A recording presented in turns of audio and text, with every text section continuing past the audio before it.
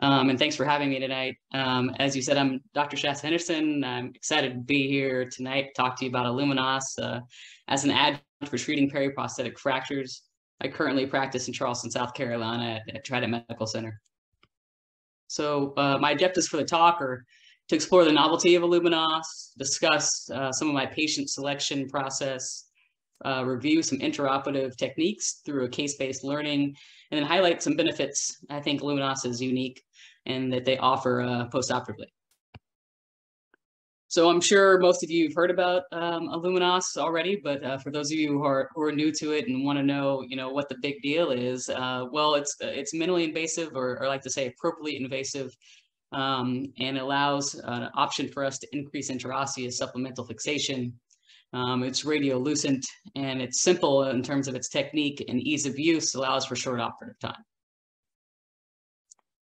So who do I think the implant works well with? How do I select my patients that I think are appropriate for IlluminOss? The overwhelming majority of the cases in which I utilize IlluminOss as an implant are periprosthetic fractures of the femur and tibia, although used it quite a bit in cases where there are short articular segments, or in pathologic fracture cases will they be due to osteoporotic bone or to an oncologic process. In addition, I think there's great utility for it in our geriatric patients presenting with pelvic ring injuries, limiting mobility, or acetabular fractures in that age group as well. I've broken down my procedural steps, which are very similar to some procedural steps when we think about insertions of other intramedullary devices, starting with the focus on reduction, and then preliminary fixation, and then getting your start point, which is always paramount and super important, whether that be with an awl or a ball tip or a K-wire, sorry. Then utilizing a ball tip opening reamer. I call it the evacuator. It's a tool that gets rid of some of the medullary bone, allows the balloon or the implant to inflate fully. And then you want to place your implant. So let's get to the meat of the presentation. Let's talk about some cases. Hopefully they help illustrate kind of what we were just discussing. Sustained a fall, has coronary artery disease. And when you initially look at these films, no problem, right? Let's get the intramedullary device and drop it down. But when you have the full picture, you see that there's a knee prosthesis above the stem, and certainly would complicate nail placement. So in my hands, this tibia fracture gets treated with the plate, but why not utilize IlluminOss in this setting to increase fixation and provide a construct that's a combined construct with an intramedullary device as well as a plate that'll facilitate early weight bearing. And so you'll see that's exactly what we did. We gained our reduction, some traction, and percutaneously placed clamp with a good reduction on the AP and the lateral. Through a little stab incision at the medial malleolus, we placed an awl to gain access to the medullary canal, and then drove our ball tip up, got our measurements, reamed, and then went ahead and placed the implant. You can see that the implant is inflated now, and filling the canal appropriately in the metaphysis as well as in the diaphysis of the bone.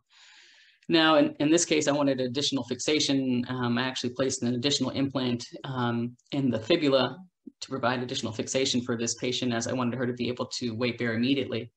And through that same kind of percutaneous incision overlying the medial malleolus, I went ahead and placed a plate with screws distally into the metaphysis, the periarticular region, and then peri-implant screws proximally.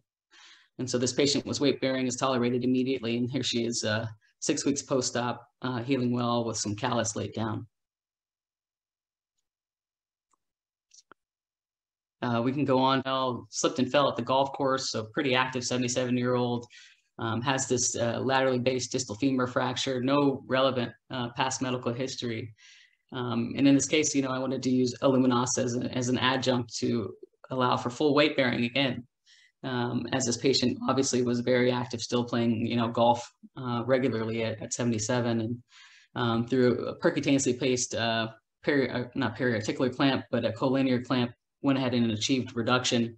And then you can see us utilizing that laterally based incision that we're going to use for our plate to place our IlluminOss with the implant being placed after utilizing that evacuator, inflating the implant, allowing it to cure, and then placing our plate with periarticular or peri-implant screws, as well as screws into the shaft as well.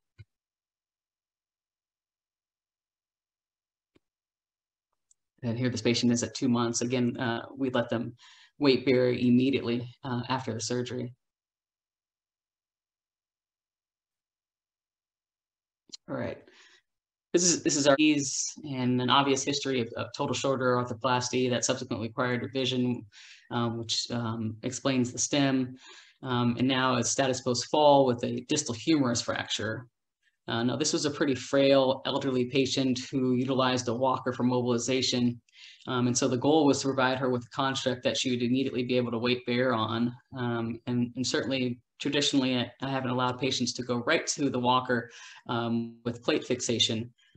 But with the use of IlluminOss, it did provide me with the ability to let her do that comfortably. And so through our standard posteriorly based incision, after attaining reduction, we went ahead and gained access to the intermedullary canal with the use of a drill this time, put the ball tip up, got our measurements in terms of our length and our width, utilized the reamer to make sure that we provided a space for the implant to inflate appropriately, and then placed our unicondylar plate there with fixation through the IlluminOss balloon, and then peri-implant fixation as well. So for me, the postoperative benefits are numerous, but primarily and most importantly, I think it facilitates early weight bearing, and that's paramount to the traumatologist that wants to have a stable construct to facilitate early return to motion, early function. Additionally, in your oncologic patients, there's no metal artifacts, so with advanced imaging, so you do have the ability to do surveillance postoperatively. There's minimized wound healing issues with short operative times, as well as small percutaneous techniques that you can utilize. And then it is patient-specific fixation, so you don't have to worry about whether the implant that you need is on the shelf, or if that size is made for the particular implant. You have it ready-made for you.